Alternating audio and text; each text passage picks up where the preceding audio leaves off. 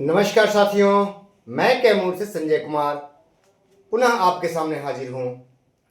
साथियों, मैं आपके हौसले को बुलंद करते रहता हूं। बस एक शिक्षक के नाते मैं एक शिक्षक हूं। शिक्षक मेरा धर्म, शिक्षक मेरा पेशा, सब कुछ मेरा शिक्षक ही है। आज ग्रुप में बड़ा ही चर्चा देख रहा हूं एक हलफनामे का बहुत ही चर्चा चल रहा है ग्रुपों में। कई जगह से हमारे साथियों ने फोन किया, पूछा भैया ये हलफनामा क्या, देखिए ना थोड़ा क्या है इसमें। कई तरह की बातें लोग कर रहे हैं। हमने उसको देखा पूरी तरह से और बहुत सारी चीजें भी छूटी हुई हैं, उसका विस्तृत अध्ययन किया जाएगा। लेकिन जो हमने देखा सरसरी निगाह से, तो एक कविता निकल गई मेरे जुबान से। वो कविता क्या है और उसकी व्याख्या मैं कैसे करता हूं, एक बार देख लीजिए, मजा आ जाएगा। जय नियोजित, तय नियोजित, निर्भय नियोजित। आज हलक से हलफनामा निकला है, वही हलफनामा। आज हलक से हलफनामा निकला है, कल जुबान से फरमान निकलेगा। आज हलक से हलफनामा निकला है, कल जुबान से फरमान निकलेगा। सुन लो एनपीएस के लिए कैडर बदलने वालों, सुन लो एनपीएस के लिए कैडर बदलने वालों। अब विद्यालय ही नहीं, प्रखंड छोड़कर जाने का पैगाम निकलेगा, प्रखंड छोड़कर जाने का पैगाम निकलेगा। भैया ये हलफनामा है, पढ़ने के बाद बहुत कुछ साफ हो जाएगा। सदन में चला था, न्यायालय में शुरू हो गया। सदन में तो सुना था ना, अब न्यायालय में भी सुन लीजिए, लिखित बयान है और सब हैरान है। लेकिन ये संजय कुमार कैमूर हैरान नहीं है। मुझे अंदाजा है आगे, चूंकि मैं वर्तमान नहीं, मैं भूत वाला वही संजय हूं जो अंधे धृतराष्ट्र को सलाह देते थे कि महाराज न्याय कीजिए नहीं तो नुकसान हो जाएगा। लेकिन पुत्र मोह में नहीं बदले और पूरे कौरव खानदान का विनाश हो गया। तो संजय समझाने का काम किया करते थे। लेकिन इस संजय की व्याख्या लोग, इस नाम की व्याख्या कई लोग कई तरह से करते हैं। प्राचीन नाम की व्याख्या नहीं करते, उससे डरते हैं कि कहीं भैया वो संजय अगर आज हो जाएगा तो इस कलयुग में तो दिक्कत हो जाएगा। इसलिए साथियों, अब आगे दर्द ए दास्तान, दर्द ए दास्तान सुन लिया जाए। दर्द दास्तान क्या है? कहीं खुशी और कहीं गम। जब दर्द का बयां होता है, जब दास्तान सुनाया जाता है, तो कहीं खुशी होती है तो कहीं गम भी होता है। साथियों, भारत ये नाम, इस नाम से हम लोग परिचित हैं और इस नाम से भी परिचित है, जिसपे कई कहानियां, कई फिल्म और इतिहास के पन्नों में भी यह दर्ज हो चुका है। ये क्या है? भारत और पाकिस्तान, दूसरा है बिहार और झारखंड, और तीसरा नियोजित और विशिष्ट। कैसे तीनों एक दूसरे से संबंधित है, देख लीजिए। मैं आपको दिखा रहा हूं, ये बिजली कड़कती हुई बंटवारा, बंटवारा है। देखिए बंटवारा कैसे, भारत और पाकिस्तान। अंग्रेजों ने कितनी कुटिल नीति चली और उनका मकसद था कि जाते जाते ये तो हमको परेशान कर दिया, ये सब हमको छोड़ना पड़ रहा है, लेकिन ऐसा चाल चले कि ये भारत टुकड़े टुकड़े में हो जाए, इसके इतने खंड हो जाएं कि फिर एकत्रित ना हो पाए। धार्मिक, जातिवाद, कई तरह के इतने बीज बो करके वो चले गए कि अब वो सोचे कि अब तो हमने इतना कर दिया कि ये भारत एक हो ही नहीं सकता है, इसको टुकड़े पहले करवा दो। हुआ टुकड़ा। लेकिन आज भारत कहां है और पाकिस्तान कहां है, आप देख रहे होंगे। ये आप देखिए, भारत संभल गया, भारत संभल गया। और ये बंटवारा भी कुछ नेताओं द्वारा किया गया था। ये भी सच्चाई है, अपने फायदे के लिए, कि अगर ये बंटवारा हो जाए तो मैं राजा बन जाऊंगा, प्रधानमंत्री बन जाऊंगा, एक अलग देश बना लूंगा, तो हमारा आज औलाद राजा रहेगा। ये सोच करके ये खंडित किया गया भारत को। लेकिन फिर भारत अपने आप में मजबूत हुआ कि नहीं हुआ? ये तो इतनी साजिश थी उन लोगों की कि इतने टुकड़े कर दिए जाएं। लेकिन मैं उस महान हस्ती को नमन करता हूं, सरदार वल्लभ भाई पटेल को, और बाबा साहेब भीमराव अंबेडकर को नमन करता हूं, जिन लोगों ने एक संविधान में एक सूत्र में पिरो दिया और भारत मजबूत हो गया।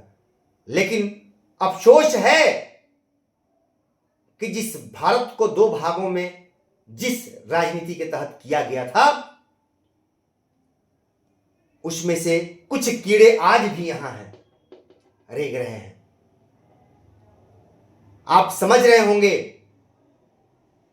जो नुकसानदेह है। वैसे ही हमारे बिहार और झारखंड का खुशी से नहीं हुआ था, बिहार झारखंड का बंटवारा, इसके पीछे भी साजिश थी। लोगों ने अपनी जागीर समझ लिया और यहां नुकसान पहुंचाया गया। बिहार लंबा चौड़ा क्षेत्र था, लेकिन कुछ लोग साजिश के तहत एक क्षेत्र पर ध्यान नहीं दिए और सिर्फ लूटना जारी रखा। यह सच्चाई है, जिससे वहां की जनता ने बगावत कर दिया। इतिहास गवाह है कि जब आप जुल्म करते हैं तो बगावत होती है,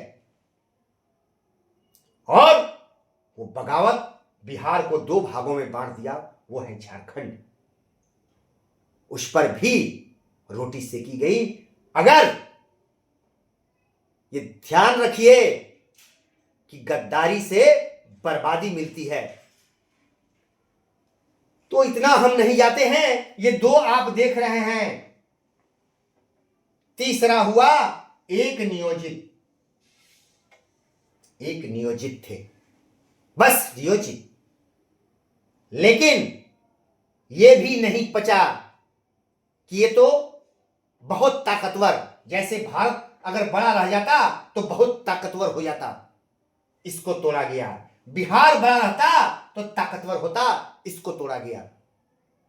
और नियोजित बड़ी संख्या में थे जो ताकतवर दिख रहे थे, तो इनको भी तोड़कर विशिष्ट के रूप में बांट दिया गया। विशिष्ट के रूप में बांटा गया।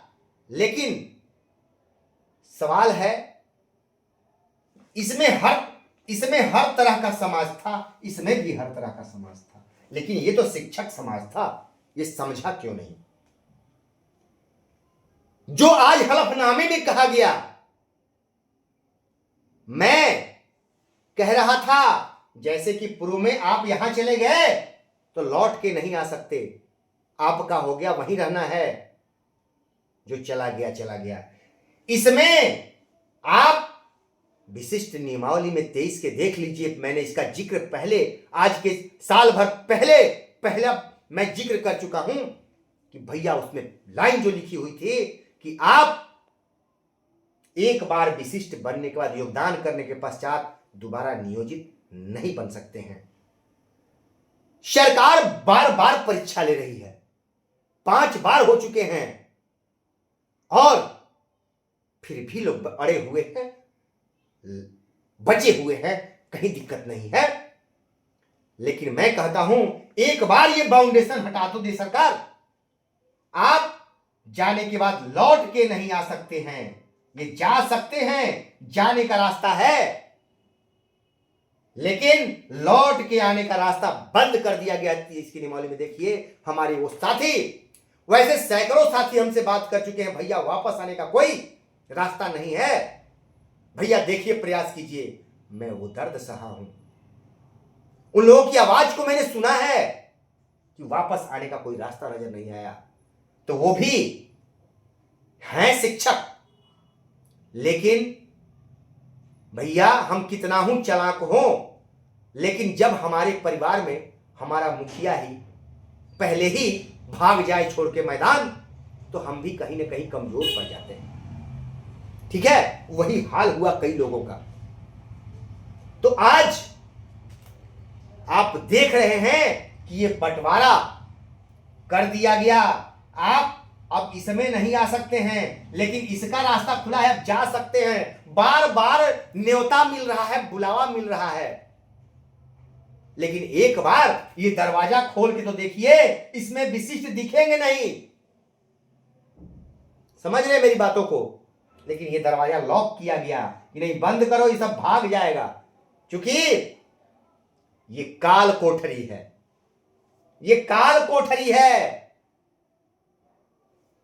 एक बार चले गए, उसके बाद ताला लॉक है, खोलेंगे दरवाजा, प्रवेश करेंगे, उसके बाद आप धक्का मारते रह जाइए, नहीं खुलेगा, निकलने के लिए नहीं। सायरन लगा हुआ है, अंदर की तरफ खोलने का प्रयास करेंगे, सायरन बजने लगेगा, नहीं निकल पाओगे। तो भैया ये बंटवारा करके इसको भी कमजोर किया गया, हमारे नियोजित परिवार को कमजोर कर दिया गया कि ये तो बहुत बलवान परिवार हो गया, इसलिए इसको भी तो कमजोर किया गया इस रूप में। लेकिन हमारे भाई नहीं समझे, विद्वान साथी नहीं समझे, उसी का देन है कि हलफनामे में आप देख रहे हैं स्पष्ट लिखा हुआ है कि ये घोषणा पत्र पर हस्ताक्षर किए हैं, ये शिक्षक हैं, देख करके इन्होंने किया है, ये जानबूझ करके गए हैं, ये नहीं कि अनजाने में इनको इसमें लाया गया है। समझिए, उसमें बहुत कुछ आप देख रहे हैं ना, 7वें वेतन, 8वें, सबका जिक्र है। आज मैं वही देख रहा हूं। तो हमारे नियोजित भाई, आप एकदम सही निर्णय लिए हैं, जो नहीं गए हैं वो एकदम सही निर्णय लिए हैं। मैंने कल के वीडियो में बताया था कि हमारे भाई कितने लोग परीक्षा देकर पास करके नहीं गए हैं, तो उनके ऊपर हमारे बड़े भाई छोटे भाई से नम्र निवेदन है कि उनके ऊपर कटाक्ष नहीं करें कि परीक्षा देकर के भी जो नहीं गए हैं वह ऐसा नहीं कि कमजोर हैं, उन्होंने परीक्षा तो दिया, ऐसी परिस्थितियां आई, लेकिन ये समझ रहे थे कि जाएंगे नहीं, और वो आज भी अडिग खड़े, इसलिए घबराना नहीं है। और अब तो सामने आ गया है सब कुछ, धीरे धीरे, अभी बहुत कुछ, मैंने कहा ना अभी बहुत कुछ आएगा, घबराइए नहीं, अभी तो तमाशा शुरू हुआ है, अंत कहां होगा ये समय बताएगा। काल के गाल में क्या क्या छुपा हुआ है ये तो समय बताएगा, मैं नहीं बता पाऊंगा। लेकिन मेरा नाम संजय है, मेरे मां बाप ने कुछ सोच के ही रखा होगा, तो जो भी हो मैं प्रयास तो करता हूं, मैं अपने भाइयों को जगाने का प्रयास जरूर करता हूं। मुझे दिखता है, क्योंकि संजय के पास दिव्य शक्ति थी, लेकिन उनके पास वो ज्ञान था, वो परिश्रम करते थे, ये नहीं कि दे दिया गया और जाके आराम कर रहे थे, नहीं, वो परिश्रम करते थे, तब उनके पास वो ज्ञान संरक्षित था। अगर वो परिश्रम नहीं करते तो ज्ञान समाप्त हो जाता। समझ रहे हैं आप लोग? तो मैं लगातार परिश्रम करता हूं, ये परिश्रम से आप लोग, और आप लोग लगातार जो हमको फोन करते हैं, आपसे ताकत मिलती है।